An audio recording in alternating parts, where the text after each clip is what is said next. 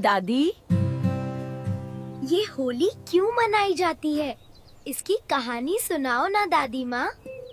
चलो बेटा, आज तुम्हें होली के पीछे की कहानी सुनाती हूँ। दोस्तों, होली का नाम सुनते ही हमारे चेहरे पर एक प्यारी सी मुस्कान आ जाती है। हवा में उड़ते लाल, हरे, गुलाबी गुलाल की तस्वीरें आंखों के सामने तैरने लगती हैं। चौराहों पर ढोल नगाड़ों की थाप, घरों से आती मीठी मीठी गुजिया और मालपुओं की महक, और बच्चों की पिचकारियों से छूटते रंग, ये सब हमारे मन को उमंग से भर देते हैं। हम सब इस दिन सारे गिले शिकवे भूलकर एक दूसरे को रंग लगाते हैं और खुशी से गले मिलते हैं। लेकिन क्या आपने कभी इस शोर और जश्न के बीच एक पल के लिए रुककर सोचा है कि रंगों का ये खूबसूरत त्योहार आखिर मनाया क्यों जाता है? हम होली से ठीक एक रात पहले चौराहों पर लकड़ियों का एक विशाल ढेर बनाकर उसमें आग क्यों जलाते हैं, जिसे होलिका दहन कहा जाता है? इसके पीछे की कहानी क्या है? आज मैं आपको ले चलता हूँ सतयुग के उस प्राचीन दौर में, जहाँ से होली की असल शुरुआत हुई थी।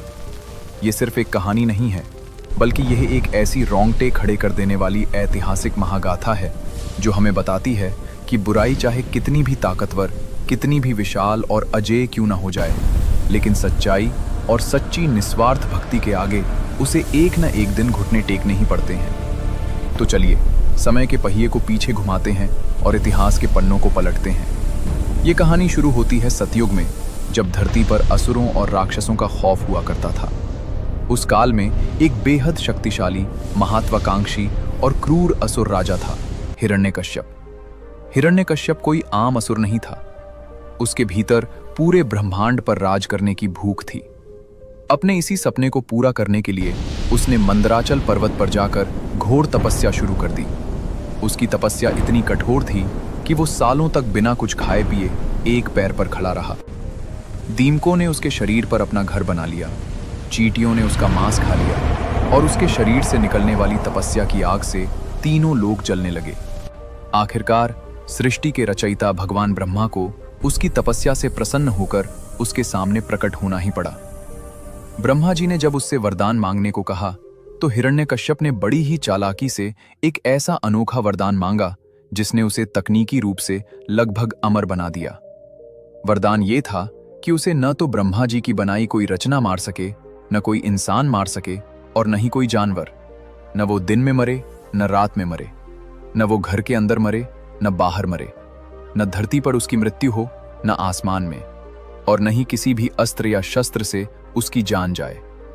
इस अभेद्य वरदान को पाकर हिरण्यकश्यप का अहंकार 7वें आसमान पर पहुंच गया।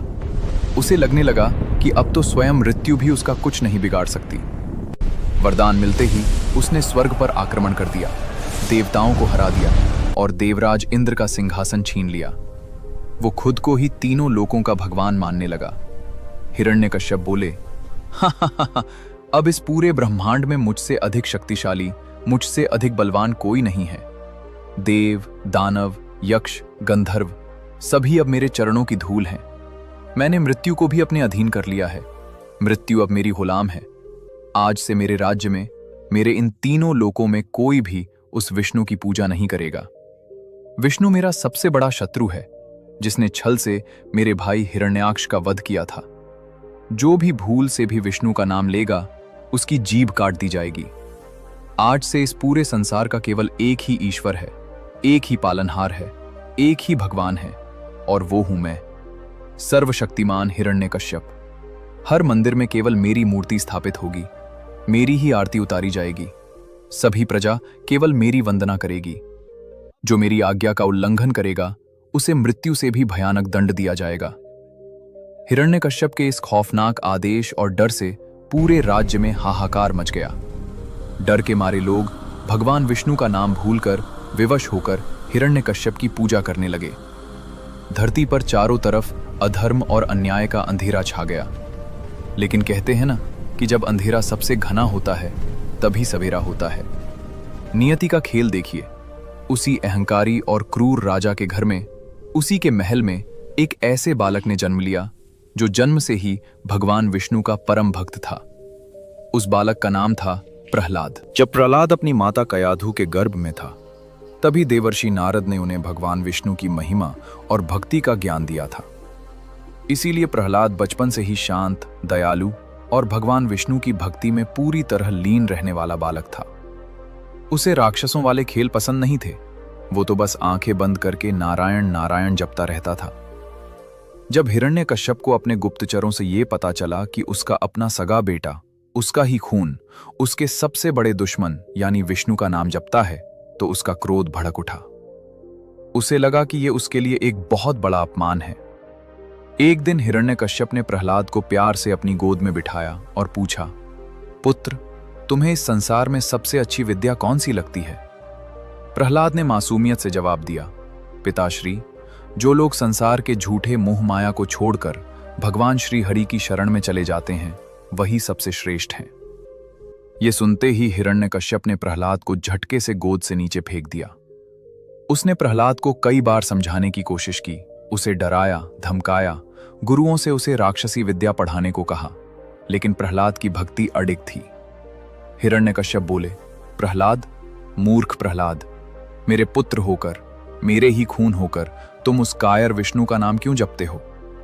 जिस विष्णु ने धोखे से तुम्हारे चाचा हिरण्याक्ष का वध किया था, तुम उसी हत्यारे के गुण गाते हो। तुम्हारी इतनी हिम्मत? मूर्ख बालक, अपने अज्ञान के पर्दे हटाओ, अपनी आंखें खोलो और देखो, मैं ही इस सृष्टि का पालनहार हूं। मैंने घोर तपस्या करके ब्रह्मा से अमृतत्व का वरदान पाया है। ये हवा जो तुम सांस ले रहे हो, ये पानी जो तुम पीते हो, ये आग, सब मेरे इशारे पर चलते हैं। मृत्यु मेरे दरवाजे पर पहरा देती है। उस कायर विष्णु को छोड़ो और मेरी पूजा करो प्रहलाद। प्रहलाद बोले, पिताश्री, आप भ्रम में हैं। अहंकार ने आपकी आंखों पर पट्टी बांध दी है।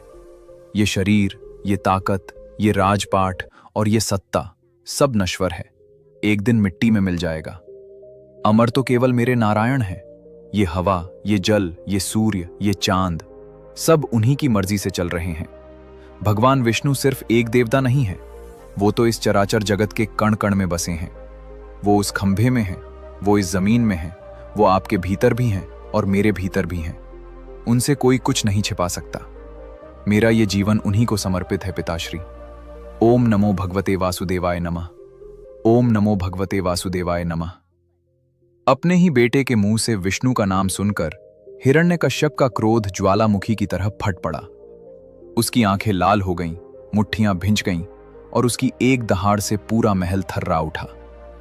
मेरा शत्रु, मेरा सबसे बड़ा दुश्मन विष्णु और मेरा ही खून उसका गुणगान कर रहा है। उसने फैसला किया कि जो बेटा उसकी बात नहीं मान सकता, जो उसके दुश्मन को अपना भगवान मानता है, उसे जीवित रहने का कोई अधिकार नहीं है। राजधर्म और पिता के मोह से ऊपर उठकर अब उसके सिर पर सिर्फ और सिर्फ अहंकार का भूत सवार था। यहां से शुरू हुआ क्रूरता का एक ऐसा सिलसिला जिसे सुनकर आज भी रूह कांप जाती है। एक पिता जो रक्षक होना चाहिए था, वही सबसे बड़ा भक्षक बन गया। हिरण्यकश्यप ने अपने ही मासूम कोमल से बेटे को मारने के लिए एक से बढ़कर एक खौफनाक तरीके अपनाए।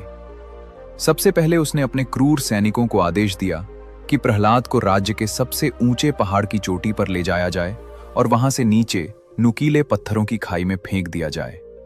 सैनिकों ने ऐसा ही किया। उस नन्हे से बालक को घसीटते हुए पहाड़ पर ले गए और बिना किसी दया के उसे नीचे धकेल दिया। लेकिन ये क्या, प्रहलाद के चेहरे पर खौफ की एक लकीर तक नहीं थी। वो हवा में तेजी से नीचे गिरते हुए भी मुस्कुरा रहा था। उसकी आंखें बंद थीं और होठों पर सिर्फ एक ही जाप था और वह नारायण का ध्यान कर रहा था। धरती के कठोर पत्थरों पर गिरने से पहले ही हवाओं ने उसका रास्ता मोड़ दिया।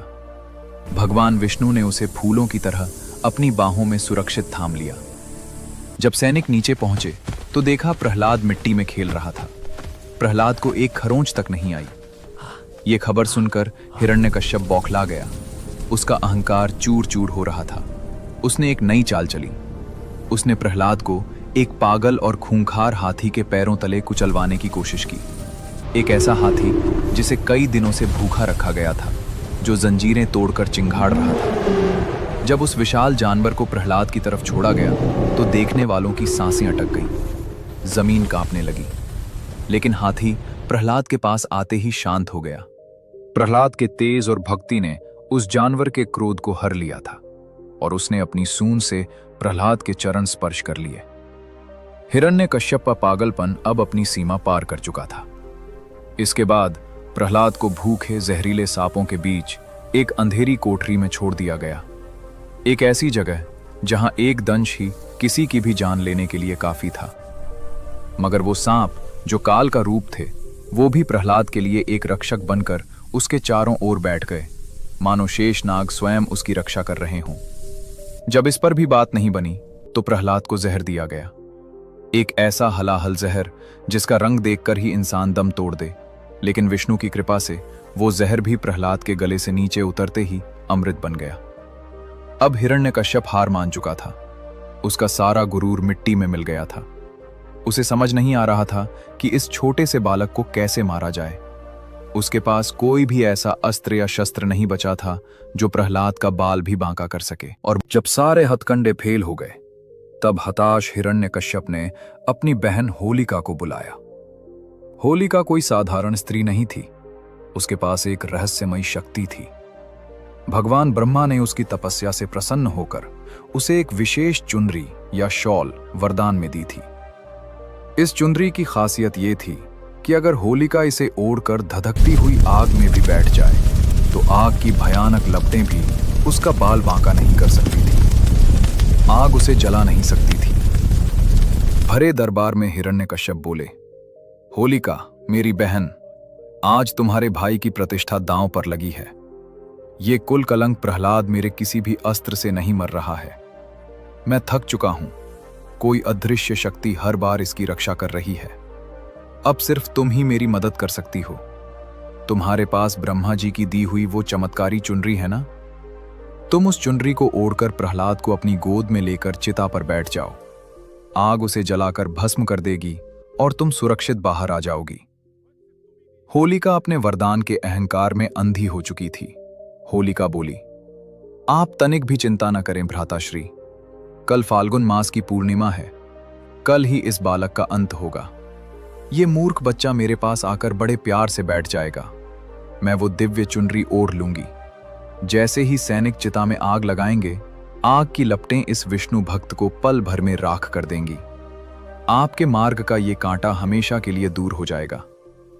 अगले दिन सूरज निकलते ही राज्य के बीचों बीच लकड़ियों का एक विशाल पहाड़ खड़ा किया गया। पूरी प्रजा डरी और सहमी हुई इस भयानक दृश्य को देख रही थी। हर आंख में आंसू थे। होलिका बड़े घमंड के साथ उस चिता पर चढ़ी। उसने ब्रह्मा जी की दी हुई वो चमत्कारी चुनरी ओढ़ ली और छोटे से प्रहलाद को बड़े ही मीठे मगर कपटी स्वर में प्यार से पुकारकर अपनी गोद में बैठा लिया। प्रहलाद के चेहरे पर रत्ती भर भी डर नहीं था। ना वो रोया, ना उसने बचने की कोशिश की। उसकी आंखें बंद थीं और उसके होठों पर सिर्फ एक ही नाम था, श्री हरि। तभी सैनिकों ने चिता में आग लगा दी। सूखी लकड़ियों ने तुरंत आग पकड़ ली और कुछ ही पलों में आग की लपटें आसमान को छूने लगीं। गर्मी इतनी भयंकर थी कि दूर खड़े लोग भी पीछे हटने लगे। पूरी प्रजा हाहाकार करने लगी। हिरण्यकश्यप अपने ऊंचे सिंहासन पर बैठकर जोर जोर से पागलों की तरह हंस रहा था कि आखिरकार उसका दुश्मन जल रहा है। लेकिन तभी प्रकृति ने एक भयंकर करवट ली। जिस आसमान में अभी तेज धूप थी, वहां अचानक काले बादल घिर आए और एक बेहद तेज तूफानी आंधी चलने लगी। हवा का झोंका इतना तेज और अचूक था कि होलिका, जो अपनी जीत पर मुस्कुरा रही थी, उसके शरीर पर लिपटी हुई वो चमत्कारी चुनरी उड़ गई। होलिका डर के मारे चीखने लगी, बचाओ भ्राताश्री, मुझे बचाओ। वो चुनरी हवा में लहराती हुई उड़कर सीधे नन्हे प्रहलाद के ऊपर जा गिरी और उसे पूरी तरह से ढक लिया। आग की भयंकर लपटों ने पलक झपकते ही होलिका को अपने आगोश में ले लिया। जो आग प्रहलाद को छू भी नहीं पा रही थी, उसी आग ने होलिका को घेर लिया। वरदान का दुरुपयोग करने के कारण होलिका उसी आग में जलकर राख हो गई। जब आग शांत हुई तो सभी ने एक चमत्कार देखा। प्रहलाद राख के ढेर के बीचों बीच सुरक्षित बैठा था और मुस्कुरा रहा था। उसे आग की एक लपट ने छुआ तक नहीं था। धुएं के छटते ही पूरे मैदान में जैसे सन्नाटा छा गया। लोगों की फटी आंखें उसी चिता को देख रही थीं। उस भयंकर आग ने होलिका को तो जलाकर राख कर दिया था, लेकिन प्रहलाद के कोमल शरीर पर एक खरोंच या जलने का एक निशान तक नहीं था। यहां तक कि उसके वस्त्र भी ज्यों के त्यों थे। हिरण्यकश्यप अपने सिंहासन से उठ खड़ा हुआ। उसके होंठ कांप रहे थे और वो अपनी आंखों पर विश्वास नहीं कर पा रहा था। दोस्तों, होलिका का अहंकार और उसका वरदान दोनों उसी आग में भस्म हो गए, जबकि प्रहलाद की निस्वार्थ भक्ति ने उसे बचा लिया। ये सिर्फ एक बालक के बचने की घटना नहीं थी, बल्कि ये दुनिया के लिए एक प्रमाण था कि सत्य को कितनी भी बड़ी आंच क्यों न दी जाए, वो कभी जलता नहीं है।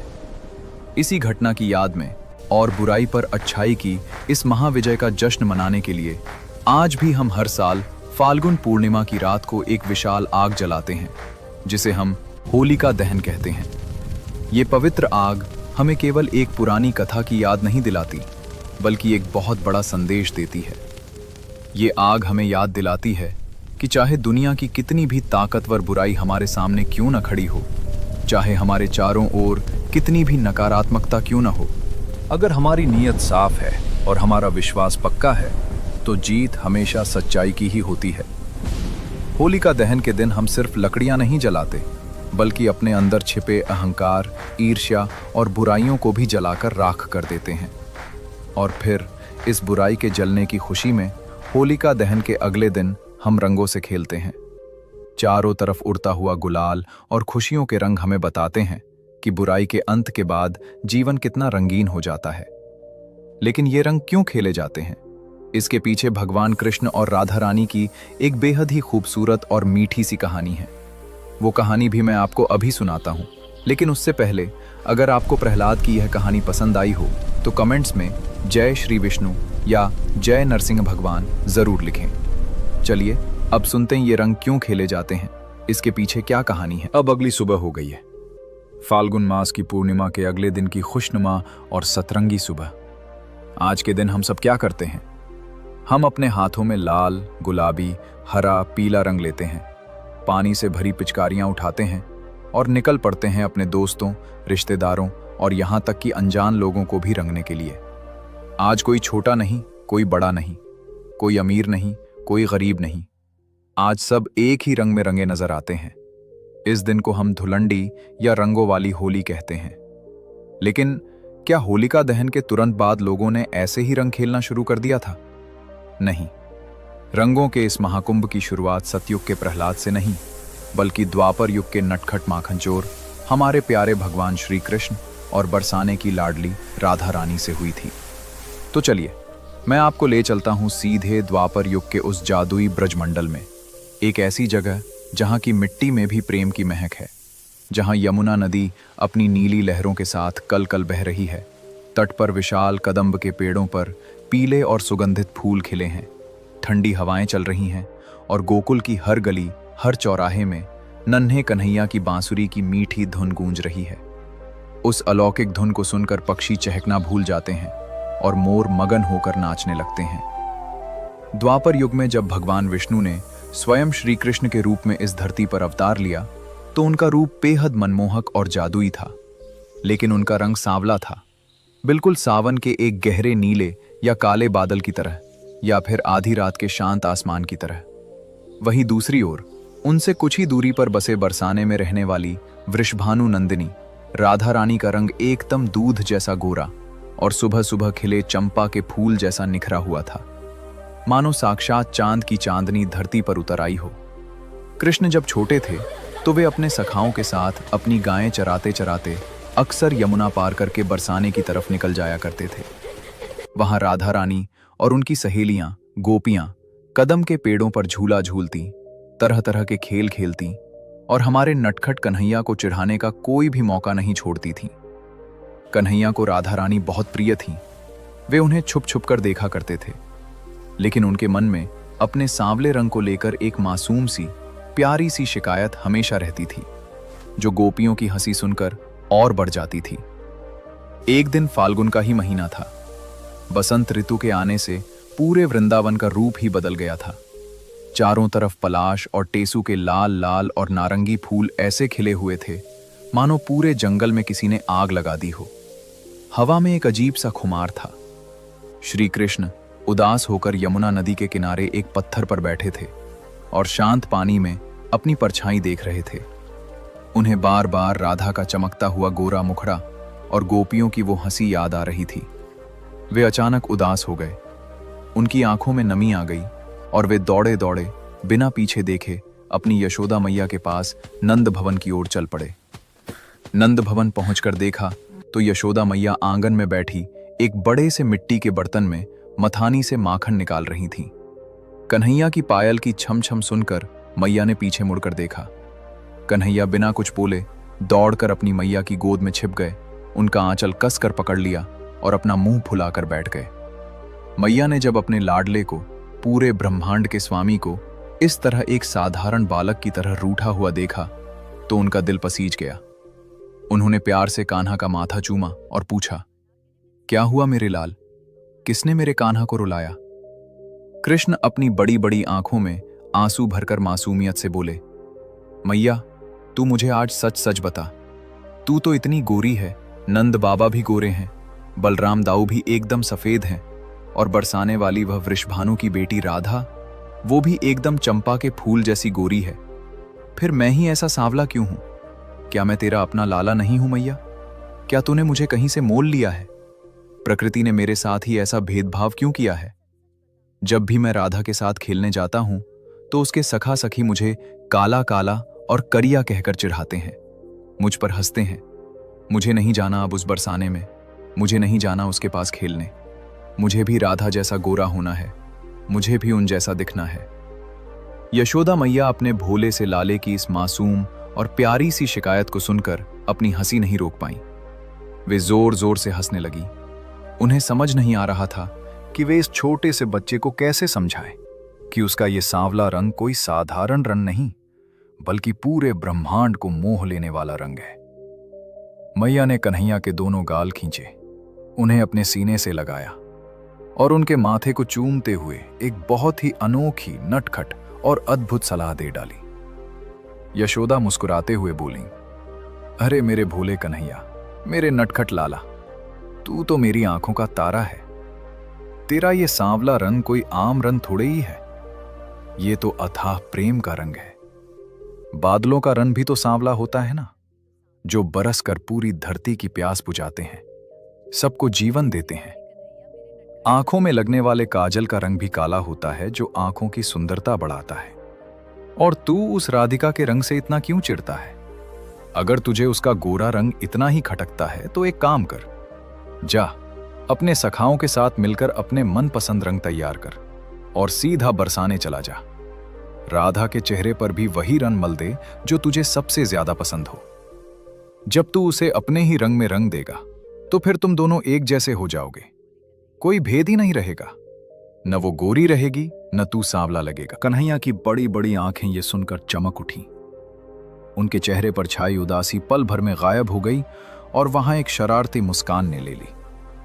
मैया की ये तरकीब उनके नटखट मन को बहुत भा गई। बस फिर क्या था, कन्हैया ने अपनी बांसुरी कमर में खोसी, अपना पीतांबर कसा और घर से बाहर निकलकर जोर से अपने ग्वाल बालों को आवाज लगाई, ओ मनसुखा, ओ श्रीदामा, सुबल, जल्दी आओ, आज तो बरसाने पर चढ़ाई करनी है, आज तो उस राधिका को रंगना है। श्री कृष्ण की आवाज सुनकर उनके सभी दोस्त दौड़ते हुए आ गए।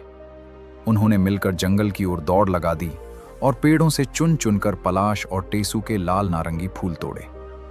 उन ढेरों फूलों को बड़े बड़े कलावों में रात भर पानी में उबाला गया, जिससे एक बेहद खूबसूरत प्राकृतिक खुशबूदार और पक्का लाल रंग तैयार हुआ। इसके साथ ही उन्होंने माथे पर लगाने वाले चंदन के पाउडर, कीमती केसर और ताजे गुलाब की पंखुड़ियों को पीसकर पीला और गुलाबी गुलाल बनाया। इस सारी तैयारी के बीच कन्हैया के चेहरे पर एक गजब की चमक थी। रंग तैयार होने के बाद दूर से ही रंग फेंकने के लिए कन्हैया ने बांस की पोरियों को काटकर उनसे लंबी लंबी पिचकारियां भी तैयार कर ली। अगली सुबह फाल्गुन की उसी पूर्णिमा के अगले दिन श्री कृष्ण अपनी पूरी ग्वाल बालों की टोली के साथ ढोल और मंजीरे बजाते हुए गोकुल से बरसाने की तरफ निकल पड़े। सूरज की पहली किरण के साथ ही पूरा गोकुल जैसे जाग उठा था। कन्हैया के चेहरे पर एक गजब की नटखट मुस्कान थी। किसी ग्वाले के कंधे पर लाल रंग से भरी मटकी थी, तो किसी की कमर में पीला और गुलाबी गुलाल बंधा था। ढोल की धमाधम और मंजीरों की छन छन से पूरा रास्ता गूंज रहा था। आज तो जैसे इन ग्वालों को पूरी दुनिया जीतनी थी। उधर बरसाने में राधा रानी अपनी सहेलियों ललिता, विशाखा और बाकी गोपियों के साथ यमुना किनारे कदम के पेड़ के नीचे बैठी थी। सुबह की ठंडी ठंडी हवा चल रही थी। राधा रानी ने बेहद सुंदर नए वस्त्र पहने हुए थे और चमेली के फूलों से अपना श्रृंगार किया था। उन्हें जरा भी अंदाजा नहीं था कि गोकुल का ये नटखट चोर आज क्या खुराफात करने वाला है। वो तो अपनी सखियों के साथ मीठी मीठी बातों में मगन थी। तभी हवा में एक जानी पहचानी सी बांसुरी की धुन तैरने लगी। अचानक पेड़ों के पीछे से श्री कृष्ण अपनी टोली के साथ प्रकट हुए। इससे पहले कि राधा रानी कुछ समझ पाती या संभल पाती, कृष्ण ने एक शरारती मुस्कान के साथ अपनी बांस की पिचकारी उठाई और राधा के उस गोरे चांद जैसे चेहरे पर लाल टेसू के रंग की एक जोरदार धार छोड़ दी। छपाक की आवाज हुई और राधा का पूरा चेहरा, उनके सुंदर वस्त्र और उनके बालों में लगा चमेली का गजरा, सब कुछ लाल रंग में भीग गया। कृष्ण के इशारे पर उनके सखाओं ने भी अपनी अपनी मटकियां खोल दी और गोपियों पर गुलाल उड़ाना शुरू कर दिया। देखते ही देखते पूरा आसमान लाल, पीले और गुलाबी बादलों से भर गया, मानो आसमान में एक साथ कई इंद्रधनुष उतर आए हों। राधा रानी पहले तो एकदम अवाक रह गईं। फिर जब उन्होंने कन्हैया को जोर जोर से हंसते और चिढ़ाते देखा तो उनका भी नटखटपन जाग उठा। राधा अपने भीगे हुए दुपट्टे को झटकते हुए बोली, अरे कान्हा, ये क्या उधम है? मेरे इन सुंदर नए वस्त्रों को तूने लाल पीला कर दिया, और ये मेरे गालों पर क्या मल दिया है तूने? मेरी आंखों में रंग जा रहा है। तू खुद तो सांवला है और अब मुझे भी अपने जैसा बना दिया। ठहर जा नटखट माखन चोर, आज तो मैं तुझे नहीं छोड़ूंगी। ललिता, विशाखा, जल्दी आओ। आज इस गोकुल वाले को हम भी इसके मनपसंद रंग में रंग देंगे। उठाओ रंग, और कोई भी ग्वाला आज यहां से बिना रंगे वापस नहीं जाना चाहिए। आज इन्हें पता चलना चाहिए कि बरसाने की गोपियां भी किसी से कम नहीं है।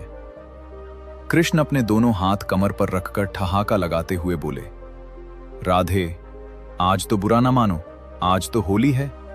मैया ने ही कहा था कि तेरा घमंड तोड़ने के लिए मैं तुझे अपने रंग में रंग दूं।